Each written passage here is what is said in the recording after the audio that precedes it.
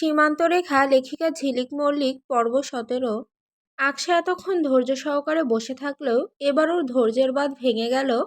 চোখগুলো যেন দপ করে জ্বলে উঠল ওর। ও আশেপাশে দেখলো রিমু ততক্ষণে উঠে নিচে চলে গেছে। মিহির ফোনে কল এসেছিল সম্ভবত, এ কারণেই। ছাদে আপাতত আর কেউ নেই। আকশা এত সময় যাবৎ মুঠো করে রাখা হাত আলগা করলো। সামান্য সামনে এগোলো ও নিধির থেকে হাতখানেকের দূরত্ব বজায় রেখে বসলো। আকশা সামান্য হেসে নীতিকে জিজ্ঞাসা করলো, যোগ চেনো তো নীতি? হ্যাঁ, কেন? নীতি ভ্রুকুচকে প্রশ্নটা করতেই আকশা সেই হাসির ধারা বজায় রেখে বলল, যোগ এমন এক প্রাণী যেটা একবার শরীরে লেগে গেলে সহজে ছাড়ানো যায় না। অমেরুদণ্ডিত। মেরুদণ্ড থাকলে না হয় সোজা সেখানে আঘাত করে ভেঙে ফেলা যায়, আর শির দ্বারা উঁচু করে উঠে দাঁড়াতে পারতো না। কিন্তু আফসোসের বিষয় হলো যোগের তো মেরুদণ্ড নেই। এই কারণেই যোগকে লবণ দ্বারা মেরে ফেলা হয়। লবণ ছিটিয়ে দিলে যোগের জারিজুরি সব শেষ। তো এসব কথা আমাকে শোনাচ্ছ কেন? আকশার কথার বিপরীতে নীতি ভ্রুকুচকে বিরক্তিস্বরে কথাটা বলতেই আকশা উপহাস্য করে হেসে বলল, কারণ তুমি ওই জোকের মতোই, যার কোনো মেরুদণ্ড, আনুবাদিক ভাষায় বলা যায় লজ্জা শরমের বালাই নেই। যোগকে যেমন লবণ ছিটিয়ে ঘায়েল করা হয়, তেমনি তোমাদের মতো নির্লজ্জ বেয়াদব মেয়েদেরও ঠিক এইভাবে। আকশা এই অবধি কথা থামিয়ে আচানক নীতির চুলের মুঠো টেনে ধরে দাঁতে দাঁত পিষে বলল, এইভাবে সিধে করতে হয়? যদিও তোমরা সিধে হও না, মেরুদণ্ডী প্রাণীরা সিধে হয়, কিন্তু তোমার তো মেরুদণ্ডই নেই।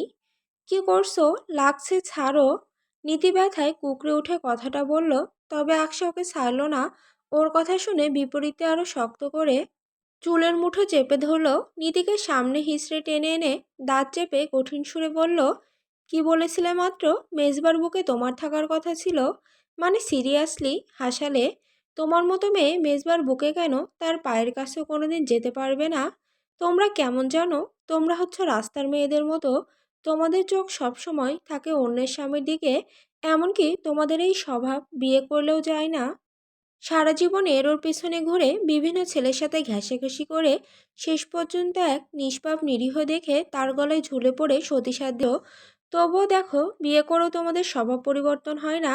সেই তোমরা ঘুরে ফিরে বাইরে মুখ দেবেই, স্বামী সন্তান থাকা সত্ত্বেও অন্যের স্বামীর দিকে তোমাদের চোখ যাবেই। এগুলো কোনো গর্বের কাজ না, বুঝলে? এসব আচরণকে থার্ড ক্লাস বা খাঁটি বাংলায় বস্তি মার্কা আচরণ বলে। তোমার নাম নীতিকে রাখলো বলো তো? নাম নীতি, অথচ নীতি নৈতিকতার ছিটে ফোঁটাও তোমার মাঝে নেই। সম্পূর্ণ দুর্নীতি দিয়ে ভরপুর। এজন্যই বলা হয় মানুষের নামের মধ্যে তার কর্ম নিহিত নয়, কর্ম নিহিত থাকে গুণে। এরপর থেকে মেজবাকে নিজের বলে দাবি করলে তোমার জিহ্বা টেনে ছিঁড়ে ফেলবো আমি। আর যেই চোখ দিয়ে তাকে দেখবে, সেই চোখ খুঁজে তুলে নেব, বলে রাখলাম। চরিত্রহীনা কোথাকার। শেষোক্ত কথাটা কিঞ্চিত জোরের সাথে বলে নিধির চুলের মুঠো ছেড়ে দিল আকশা। মাদুরের ওপর থেকে ফোনটা নিয়ে উঠে গেল ও। নিধি তখনই সেখানে বসে আছে স্তব্ধ বনে। আকশা জুতা পায়ে গলিয়ে যাওয়ার উদ্দেশ্যে পা বাড়িয়ে আবার কি মনে করে যেন থেমে গেল। এরপর পেছনে ঘুরে এসে দাঁড়িয়ে আঙুল তুলে নিধিকে শাসিয়ে বলল, আর হ্যাঁ, তুমি মেজবার ওপরে যে এলিগেশনগুলো এনেছো, সেগুলো সত্যি হলে যাও, মেজবা তোমার। আর যদি মিথ্যা হয় তাহলে তোমাকে আমি এফর ওফর করে ফেলবো। কোনোভাবে বাঁচতে পারবে না। আমার জুতা তোমার মুখে উঠবেই। তুমি এখন চাইলে সবার কাছে গিয়ে ন্যাকামো করে কেঁদে কেটে বলতেই পারো যে বেয়াদবি করার কারণে তুমি তোমার ভাবির হাতে অপদস্থ হয়েছো। এতে বরং ভালোই হবে, তোমার মুখোশ টেনে ছিঁড়তে আমাকে আর কষ্ট করতে হবে না। আকশা কড়াভাবে কথাগুলো বলে উল্টো দিকে ঘুরে গটগট পায়ে হেঁটে চলে গেল। নীতি মাদুরের উপরেই অন্ধকারের মধ্যে বসে রইল, নড়াচড়া করল না আর। আকশা সিঁড়ি বেয়ে এক এক ধাপ নিচে নামছে, আর কিছুক্ষণ আগে ঘটে যাওয়া ঘটনা এবং নীতির বলা কথাগুলো ভাবছে। নীতিকে ওর বেয়াদবির জবাব দিয়ে আসলেও আকশা নিজেকে আশ্বস্ত করতে পারছে না। ওর বিশ্বাসই হচ্ছে না মেজবা এমন কাজ করতে পারে। আবার পুরুষ মানুষকে পুরোপুরি বিশ্বাসও করা যায় না। পৃথিবীর কোনো পুরুষকেই সম্পূর্ণভাবে বিশ্বাস করতে পারে না আকশা। অন্ধবিশ্বাস করা মানেই সর্বনাশ। মেজবা কি তাহলে সত্যি? না না, এমনটা হতে পারে না। আবার ওই ছবিটা, ওটা তো মিথ্যা নয়। আকশা পড়াশোনা জানা শিক্ষিত একজন মেয়ে, বিয়ে পড়ছে বর্তমানে, তার উপর প্রযুক্তি সম্পর্কে বেশ ভালো ধারণা আছে ওর। এই যুগের মেয়েও কোনটা সত্যি আর কোনটা মিথ্যা এই পার্থক্য সহজেই ধরতে পারে ও। সেই হিসেবে ছবিটা দেখে কোনোভাবেই এডিটিং করা মনে হয়নি। তাহলে তাহলে কি সবকিছু সত্যি? আকশা দোটানার মধ্যে পড়ে গেছে, প্রচণ্ড অস্থির লাগছে ওর। তাকিয়ে দেখলো সিঁড়ির রেলিংয়ের ওপরে রাখা ডান হাতটা অনবরত কাঁপছে। অস্থির হয়ে পড়লে আকশার এমন হাত কাঁপে। ও জিভ দ্বারা ঠোঁট ভিজিয়ে নিল, গলা শুকিয়ে গেছে, পানি খাওয়া প্রয়োজন। সিঁড়ি বেয়ে নামতেই বারান্দা পেরিয়ে বড় ঘর। আকশা দূর থেকে তাকিয়ে দেখলো সেখানে সোফায় ফ্লোরে মাদুর বিছিয়ে মুরব্বীরা সবাই গল্পগুজব করছেন। আকশা সেদিকে যাবে না, ও আন্দাজ করতে পারছে এই মুহূর্তে ওর মুখের প্রতিক্রিয়া স্বাভাবিক নয়। ওকে দেখে কেউ যদি কিছু জিজ্ঞাসা করে বসে। আকশা আপাতত ঝামেলা এড়াতে চাইছে।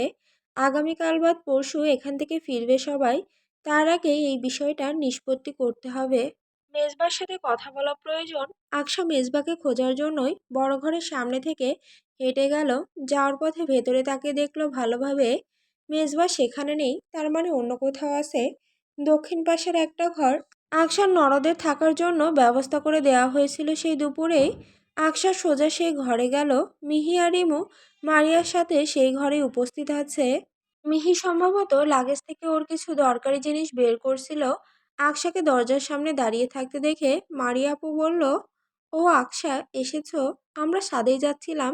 সরি, দেরি করে ফেলেছি। তোমাকে অনেকক্ষণ বসে থাকতে হয়েছে, তাই না? আসলে মিহির একটা পার্সোনাল প্রবলেম হয়েছে, তো সেজন্যই পিঠাপুলি রেখে আমরা এই ঘরে আসলাম ওকে হেল্প করতে। জিনিসটা নাকি খুঁজেই পাচ্ছে না।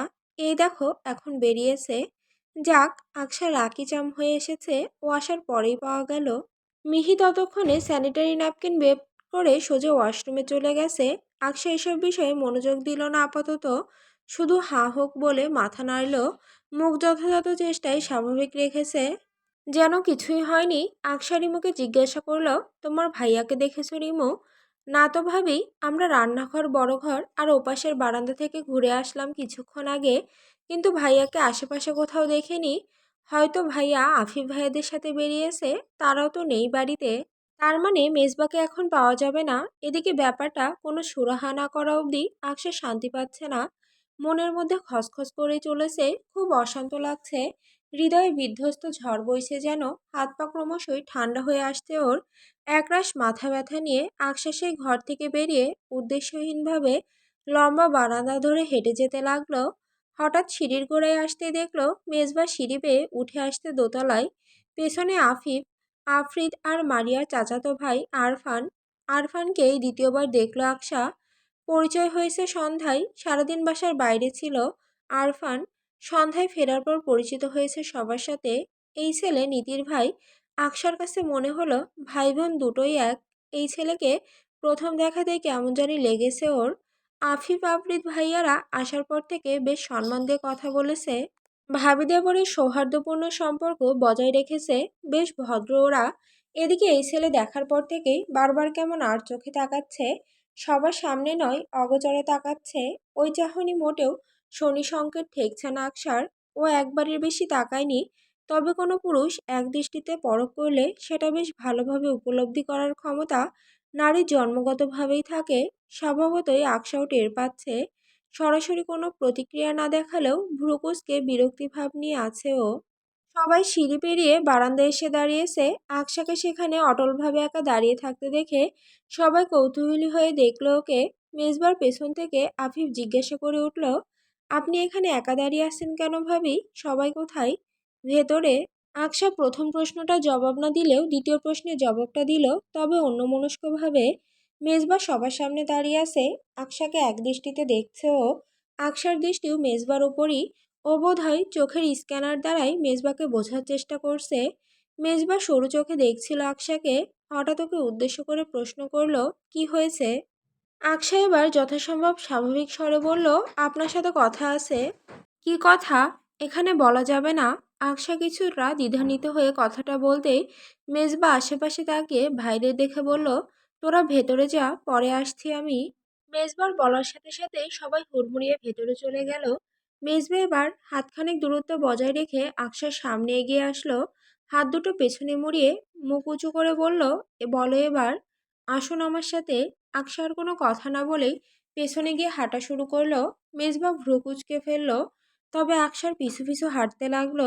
শুধু একটা প্রশ্ন করলো, ইজ দিস টু পার্সোনাল? জি।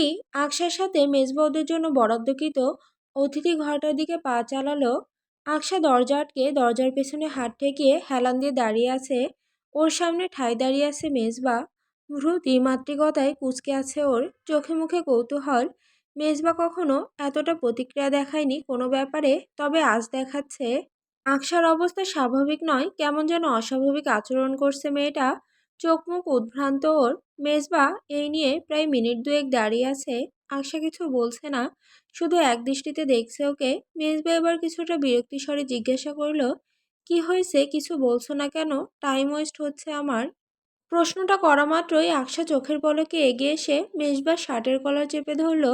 মেজবা আচানক অপ্রত্যাশিত হামলায় টাল সামলাতে না পেরে কিছুটা ঝুঁকে পড়ল। পেছনে একটা কাঠের চেয়ার রাখা ছিল, সেই চেয়ারে হাত রেখে সামলে নিল ও। সঙ্গে সঙ্গে হাত মুঠো করে নিয়ন্ত্রণ করলো। আকশার দিকে কঠিন দৃষ্টি ফেলল। আকশা সেই চাহনি তোয়াক্কা করল না। ও তো দাঁতে দাঁত পিষে বলল, বইয়ের ক্ষেত্রে টাইম ওয়েস্ট আর অন্য মেয়েদের ক্ষেত্রে অপবিত্রতা? ভালোই তো পারেন অভিনয় করতে। আর্মি অফিসার হয়েছেন কি কারণে? তার চেয়ে ভালো অভিনেতা হয়ে যেতেন। তবে হিরোর রোলে আপনি টিকবেন না, ভিলেন হিসেবে বেস্ট হবেন। যা চরিত্র। শেষোক্ত কথাটা বলা মাত্রই আকশার কোমরে টান পড়ল। আকশার কোমর টেনে মেজবা ওকে শক্ত করে পেঁচিয়ে ধরেছে। আকশা নিজেকে ছাড়ানোর প্রাণপণ চেষ্টা করলো। মেজবার বুকে অজস্র ঘুষি আর ধাক্কা মেরে জোরে জোরে চেঁচিয়ে বলল, ছাড়ুন আমাকে, অসহ্য লাগছে আপনাকে। আকশার কোনো কথা মেজবা কানে নিল না। ওর মুখ উঁচিয়ে প্রশ্ন করল, হোয়াট ডু ইউ মিন? তুমি চরিত্র নিয়ে কথা বলছো কাকে? হু? আমার ক্যারেক্টার সম্পর্কে জানো তুমি? কোনো আইডিয়া আছে তোমার? কোন আন্দাজে তুমি আমার ক্যারেক্টার নিয়ে কথা বলার সাহস পাও? Tell me. এখন মুখ ঘুরিয়ে নিচ্ছ কেন? আকশা অন্যদিকে মুখ ঘুরিয়ে রেখে জবাব দিল, আপনি সত্যি খুব ভালো মেজবা। যেমনটা দেখান তেমনই কি? আদৌ ভদ্র নাকি লোক দেখান? সেই কৈফিয়ত আমি তোমাকে দেব না। তুমি জাস্ট আমার ক্যারেক্টারের উপরে যে অ্যালিগেশন এনেছো সেটা প্রুভ করবে, না হলে তোমাকে আমি ছাড়বো না। আজ পর্যন্ত কেউ কোনোদিন আমার ক্যারেক্টার নিয়ে কথা বলার সাহস বা স্কোপ কোনোটাই পায়নি। সেখানে তুমি কি হিসেবে বললে হ্যাঁ? How dare you? মেজবা কিঞ্চিত চিৎকার করে ধমকে প্রশ্নটা করলো। আকশা কেঁপে উঠল। এর আগে কোনোদিন মেজবাকে এতটা রেগে যেতে দেখেনি। অবশ্য এর আগে বললেও ভুল হবে, আজ পর্যন্ত কোনোদিনও মেজবার রাগই দেখেনি, এটাই প্রথমবার। এই রাগ বোধহয় না দেখলেই ভালো হতো। আকশার আফসোস হচ্ছে এখন। ও অস্থির চোখে মেজবাকে দেখলো। মেজবার হ্যাজেল চোখের মণির বাইরের সাদা অংশ কিঞ্চিত লাল বর্ণ ধারণ করেছে। ওর কোমর আরো শক্ত করে পেঁচিয়ে ধরেছে মেজবা। আকশা ব্যথা পাচ্ছে বেশ, তবে হার মানছে না। ব্যথা পাওয়ার কথাও কোনোভাবেই মেজবাকে বলবে না, দুর্বল হবে না। মেজবার আকশার কাছ থেকে কোনো প্রত্যুত্তর না পেয়ে পুনরায় বলল, তুমি যদি মেয়ে না হতে তাহলে আজ কনফার্ম আমার হাতে কমপক্ষে 10টা থাপ্পড় খেতে। শুধুমাত্র আমার ক্যারেক্টার নিয়ে কথা বলার কারণে মেয়ে হওয়ার জন্য বেঁচে গেলে, কিন্তু কোনো ক্ল্যারিফিকেশন না দিয়ে তুমি ছাড়া পাবে না। আকশা এবার নীরবতা ভেঙে ক্রন্দনরত সুরে বলে উঠল, আপনি এতই ভালো, এতটাই ভালো যে নিজের খালাতো বোনের চাচাতো বোনের সাথে অনৈতিক সম্পর্ক করেন, যে কিনা আপনার বোনের মতোই। কথাটা শোনা মাত্র আকশাকে এক ধাক্কায় বিছানার উপরে টেনে ফেলল মেজবা। রাগে হিতাহিত জ্ঞানশূন্য ও মাথায় রক্ত উঠে গেছে যেন। আকশাকে বিছানার সাথে দুই হাতে চেপে ধরে দাঁতে দাঁত পিষে বলল, খুন করে ফেলবো তোমাকে, জিহ্বা টেনে ছেড়ে ফেলবো তোমার। তুমি আমার সম্পর্কে সব নোংরা কথা বলার সাহস পাও কিভাবে? এসব ডিসগাস্টিং কথা বলছো কেন? হোয়াই? Answer me. মেজবার ধমকে আকশা কেঁপে উঠল, তবু দমে গেল না। ও সমান জোরের সাথে বলল, যা শুনেছি তাই বলেছি, ভুল তো কিছু বলিনি। কি শুনেছ? আপনার আর নীতির অনৈতিক আকশা সম্পূর্ণ কথা শেষ করতে পারল না। তার আগেই মেজবা ওর বলিষ্ঠ হাত দ্বারা আকশার মুখ চেপে ধরে কঠিন গলায় বলল, চুপ, একদম চুপ। এই মুখ থেকে যেন আমার ক্যারেক্টার সম্পর্কে আর একটাও বাজে কথা না বের হয়, জানে মেরে ফেলবো। মেজবা এখনো শান্ত হয়নি, আকশাকে ছাড়েওনি। আকশা এবার সত্যিই কেঁদে ফেললো। ওর কান্না দেখে মেজবা ধীরে ধীরে কিছুটা শান্ত হলো। আকশা কাঁদতে কাঁদতে বলল, নীতি বলেছে আমাকে আপনার নাকি ওর সাথে সম্পর্ক ছিল, আপনি ওকে অপবিত্র করেছেন। আপনাদের একটা ফটো দেখিয়েছে আমাকে, সেখানে নীতি আপনার হাত ধরেছিল, আপনারা হাসছিলেন। আর ব্যাস, আর কিছু শুনতে চাই না। আকশাকে থামিয়ে দিল মেজবা। উঠে বসলো ও। আকশা শোয়া থেকে দেখলো মেজবার কপালের শিরা ফুলে গেছে। বোধহয় অনেক বেশি রেগে আছে। আকশার যা বলার দরকার ছিল বলা শেষ। এবার যা হওয়ার হোক। মেজবা পকেট থেকে ফোন বের করে কাকে যেন কল করলো। কল রিসিভ হওয়ার পর মেজবা কথা বলতেই আকশা বুঝতে পারল ফোন কলটা মিহিকে করা হয়েছে। মেজবার ফোনের ওপাশে মিহির উদ্দেশ্যে বলল, মিহি, ইমিডিয়েট আমাদের রুমে আয় তো। হ্যাঁ, যেই রুমটা আমাদের জন্য দেয়া হয়েছে। কুইক আয়। মেজবা কল কেটে আকশার দিকে তাকালো। আকশা বড় বড় চোখ করে মেজবার দিকে তাকিয়েছিল। ওদের মাঝে হাত দেড়েকের দূরত্ব। মেজবা আকশার হাত ধরে একটানে টেনে এনে দূরত্ব মেটালো। দুজন এখন মুখোমুখি বসে আছে। আকশার উদ্গ্রীব চাহনি মেজবার রাগী চেহারার ওপরে। মেজবা তবু শান্ত গলায় আকশার হাত ধরে বলল, আমার ওপর তোমার একটু বিশ্বাস আছে? হঠাৎ এ কথা আকশাকে থামিয়ে দিয়ে মেজবা শক্ত গলায় পুনরায় প্রশ্ন করল, আছে, হ্যাঁ কি না? আমতা আমতা না করে জাস্ট এক কথায় আনসার করবে। জি আছে। আকশা মিথ্যা বলতে পারল না। এতক্ষণ চেঁচামেচি করে প্রতিক্রিয়া দেখালেও বাস্তবিক অর্থে সে মেজবাকে বিশ্বাস করে। তবে ওই যে বলে না, পৃথিবীর কোনো পুরুষকেই শতভাগ বিশ্বাস করা যায় না। আকশার ক্ষেত্রেও ঠিক তেমন থিওরি কাজ করে। ও মেজবাকে বিশ্বাস করে যে মেজবার মতো ছেলে এমন কাজ করতে পারে না। তবু পুরুষ মানুষ বলে মনে ওর দ্বিধা রয়েছে, যেটাকে ইংরেজিতে বলা হয় ইনসিকিউরিটি। এই ইনসিকিউরিটি থেকেই আকশার মনের এমন অবস্থা। মেজবা ওর কাছ থেকে উত্তর পেয়ে পুনরায় জিজ্ঞাসা করলো, কতটুকু বিশ্বাস করো? যতটুকু বিশ্বাস করলে একজন পুরুষ মানুষের সাথে বদ্ধ এক ঘরে থাকার পরেও দম বন্ধ করার পরিস্থিতির সৃষ্টি হয় না, ঠিক ততটুকু। ওকে। মেজবা উঠে দাঁড়ালো। ততক্ষণে মিহু চলে এসেছে। ও ঘরের দরজার সামনে এসে টোকা দিতেই মেজবা ভেতরে আসতে ইশারা করলো। মিহি এসে একপাশে দাঁড়ালো। ভাই ভাবিকে একসাথে এইভাবে মুখোমুখি বসতে দেখেনি কখনো। তার উপর ওর ভাইয়ের চোখ মুখের ওই গাম্ভীর্যতা আর বিরল রাগটা দেখে মিহি হতচকিত এবং বেশ কৌতূহলী হলো। হয়েছেটা কি? ওর ভাই তো সহজে রাগে না। মনে অজস্র প্রশ্ন এসে জড়ো হলো ওর। ও কিছু জিজ্ঞাসা করার আগেই মেজবা ওকে জিজ্ঞাসা করলো, মিহি, নীতিকে আমি কেমন নজরে দেখি? মানে, এটা কেমন প্রশ্ন ভাইয়া? যা জিজ্ঞেস করেছি জাস্ট সেটার উত্তর দে।